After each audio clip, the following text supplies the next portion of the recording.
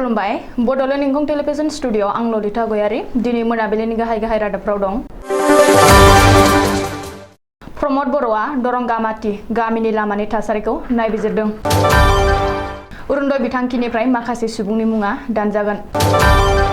30 जुननि गेजेराव रायजोनि साफ्रोमबो सुबुंनो आधार कार्ड होनो गिबि मन्थ्रिनि बिथोन। कार्बि आंलंनि गासिबो बियाबाव बिजेपिआ देरहासारदों। तिनिसुकियाव 300 नखरफोरखौ इभेक्सन खालामदों।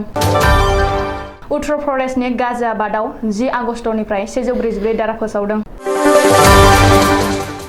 दानिया फैदो आबुं रादाबाव।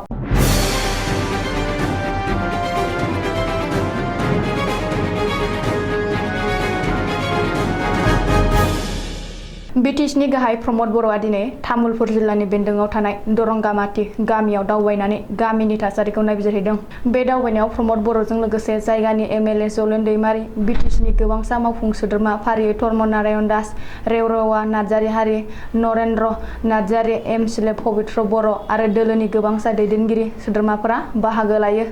बे नायदिंनाय एबा नायबिजिरहैनायनि गेजेरजों दरंगामाटि गामिनि जोबोर गाज्रि जालांनाय लामाखौ थाबैनो फाहामफिननो थाखाय प्रमद बर'आ गामिनि रायजो राजाफोरनि सिगाङाव खोथा होदों होननानै मिथिनो हादों। बबेखानि बिटिसिनि गाहाय प्रमद बर'आ दरंगा दैमानिफ्राय एनइसिनि सिङाव दरंगा दैमानि बिबि रैखाथि होनायनि थाखाय ए.इ. मिजार बिथांखिनि अन्थाइ खुन्थिया गायसननो होननानैबो मिथिहादों। अरुणोदय बिथांखिनि सायाव गिबि मन्थ्रि डक्टर हिमन्त बिश्व शर्माया गेदेरथार बाथ्रा फोसावदों। माखासे मुलाम्फागिरिफोरनि मुङा अरुणोदय बिथांखिनिफ्राय दानजागोन। राङारि मन्थ्रि अजन्ता निय'गआ मैया खौरांगिरिनि मेलनि गेजेरजों अरुणोदय बिथांखिनि मुलाम्फागिरिफोरखौ नखर नखर थांना नायबिजिरगोन होनना फोसावनायनि उनाव गिबि मन्थ्रियाबो बेनि बागै फोसावदों। गिबि मन्थ्रि हिमन्त बिश्व शर्माया फोसावनाय बादिब्ला फैगौ 7 जुलाइनिफ्राय आसामाव सोलिगोन अरुणोदय सप्ता। गोदानै साख्रि मोननाय बिजाथिनि नखरा एबा नखरनि सोद्रोमाया अरुणोदयनि बिथांखिखौ नागारनांगोन। बेनि सोलाय बिथांखिनि गाइडलाइनजों गोरोबनाय नखर एबा गोदान मुलाम्फागिरिनि मुङा हाबगोन। मख'नो गोनांदि रायजो नाङै 20,000 एनसिसि केडेरफोरा अरुणोदय बिथांखिनि मुलाम्फागिरिफोरनि नखर नखर थांनानै नायबिजिरगोन। सोरखारा दरसे गामिनि थाखाय 3 एनसिसि केडेरनि टीम बानायना होगोन आरो नखर नखर नायबिजिरगोन होननानै गिबि मन्थ्रिया फोसावदों। बेखौबो मख'नो नांगोनदि अरुणोदय बिथांखिनि मुलाम्फागिरि जानो थाखाय माखासे गाइडलाइन दं। फोसावखानाय गाइडलाइनजों गोरोबि सुबुंफ्रा बिथांखिनिफ्राय दानजागोन आरो गोदानै साख्रि मोननाय नखरफोराबो बे बिथांखिनिफ्राय मुं दानजागोन। आधार कार्डनि सायाव गिबि मन्थ्रि डक्टर हिमन्त बिश्व शर्मानि गेदेर फोसावनाय। 30 जुननि गेजेराव रायजोनि साफ्रोमबो सुबुंनो आधार कार्ड होनो गिबि मन्थ्रिया जिल्ला बेंगिरिफोरखौ बिथोन होदों। तेजपुराव खुंनाय जिल्ला बेंगिरिफोरनि सावराय जथुमाव रायजोनि साफ्रोमबो सुबुंनो 30 जुननि गेजेराव आधार कार्ड होनो थाखाय गिबि मन्थ्रिया दिनै बिथोन होदों। मख'नो गोनांदि साहा बागान ओनसोलनि बांसिन सुबुंफोरानो दासिम आधार कार्ड बानायाखै। बेनिखायनो बिसोरनि थाखाय जर'खा राहा लानो थाखायबो गिबि मन्थ्रिया दिनै जिल्ला बेंगिरिफोरखौ बिथोन होदों। बेखौबो मख'नो नांगोनदि जायफोरा दासिमबो गावबा गावनि आधारखौ पेन कार्डजों लिंक खालामाखै बिसोरखौबो थाबैनो लिंक खालामना ला। पेन कार्ड लिंक खालामनायनि समसिमाया थांनाय 31 मार्च खालि बारग'लांबायमोनब्लाबो रायजो राजाफोरनि माखासे खाबुखौ नोजोर होनानै बिनि समखौ फैगौ 30 जुनसिम फोलावनाय जादों। बबेखानि बे गुसुं समनि गेजेराव जायफोरा आधारजों पेन लिंक खालामा बिसोर 500 रां जरिमाना होनांगोन। जुदि सासे पेन कार्ड हल्डारआ थिखानाय समनि गेजेरावनो गावनि पेन कार्डखौ आधारजों लिंक खालामनो हाया अब्ला फैगौ जुलाइ दाननिफ्राय 1000 रां जरिमाना होनांगोन होननानैबो मिथिनो हादों।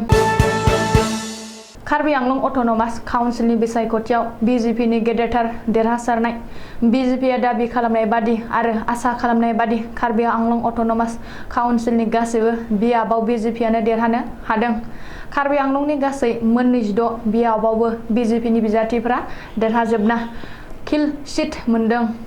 बेजों लोगोसे बिजेपिआ कार्बि आंलं अट'नमास काउन्सिलखौ दखल खालामनो हाफिनदों। ओरैहाय कंग्रेसजों लोगोसे हेंथा दोलोआ मोजां दिन्थिफुंनो हायाखै आरो खाताबो खुलिनो हायासै। मख'नो गोनांदि कार्बि आंलं अट'नमास काउन्सिल बिसायख'थियाव कंग्रेस दोलोआ मोनसेबो मासि देरहानो हायाखै। बबेखानि आसामाव कंग्रेसआ जोबस्रांनायनि लामायाव थांनायनि बेबो मोनसे बिदिन्थि।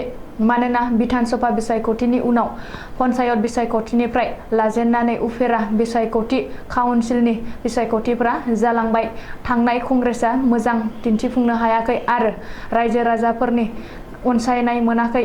रिपर्ट बादिब्ला आथिखालाव कार्बि आंलं चिफ तुलाराम रंहाबो फैबाय थानाय समावबो चिफ जागोना रोखा। बेनि बागै गिबि मन्थ्रि डक्टर हिमन्त बिश्व शर्माया बिसायख'थि फोसावदिंनायाव फोसावखादों। बबेखानि कार्बि आंलं बिजेपिआ गासिबो मासियाव देरहानायाव तुलिराम रंहानि गेदेरथार बिहोमा दं होननानैबो गोबाङा बुंदों। आसामाव फिन इभिक्सन। बे खेबाव तिनिसुकियायाव आयेन बेरेखायै दखल खालामग्राफोरखौ इभिक्सन खालामदों। तिनिसुकिया जिल्ला खुंथायनि मददाव रेलवे बिफाना आयेन बेरेखायै दखल खालामग्राफोरनि हेंथायै इभिक्सन खालामदों। तिनिसुकियानि शिवपुरीयाव ओनसोलाव आयेन बेरेखायै दखल खालामना थानाय नखरफोरखौ इभिक्सन खालामदों। रिपर्ट बादिब्ला तिनिसुकियानि शिवपुरीयाव रेलवे बिफाननि हायाव आयेन बेरेखायै दखल खालामना न' लुना थानाय गं 300 नखरफोरखौ दिनै तिनिसुकिया जिल्ला खुंथायनि मददजों रेलवे बिफाना इभिक्सन खालामदों। जिल्ला खुंथायनि मददजों रेलवे बिफाना गोबां बिबांनि पुलिस मिलिटारि लानानै दिनै फुंनिफ्रायनो माखासे बुलजारनि जोहै न' बां सिफायनो होख्राव हरदों। आथिखालनि धोरोमारि नांलाय खमलायखौ नोजोर होनानै उत्तर प्रदेशनि गाजियाबाद जिल्लायाव सोलिफु बोसोरनि फैगौ 10 आगस्तसिम 144 CRPC धारा बाहायनानै कार्फ्यु फोसावदों। गाजियाबाद जिल्लानि जिल्ला बेंगिरि राकेश कुमार सिंहआ गांसे बिथोनलाइनि गेजेरजों बे कार्फ्युखौ फोसावदों। बे बिथोन बायदियै रावबो थुबुर थानो हानाय नङा, मोनसेबो हानजायारि जथुम एबा मेल खुंनो मोननाय नङा, बेनि अनगायैबो लाउड स्पिकार बाहायनो मोननाय नङा। मख'नो गोनांदि बिजेपि दोलोनिफ्राय एरख'जानाय दैदेनगिरि नुपुर शर्माया इस्लाम धोरोमारिफोरनि सायाव अजद गोनां बानबुंथि होदोंमोन, जायनि जाहोनाव नुपुर शर्मानि बेरेखायै इस्लाम धोरोमारिफोरा खुद्रिनानै गोबां प्रटेस्ट खामानि लाबोदों। बैफोर थासारिखौ नोजोर होनानै गाजियाबाद जिल्लायाव कार्फ्यु फोसावदों। दिनैनि रादाबा एसेनोसै। गोजोन्थों।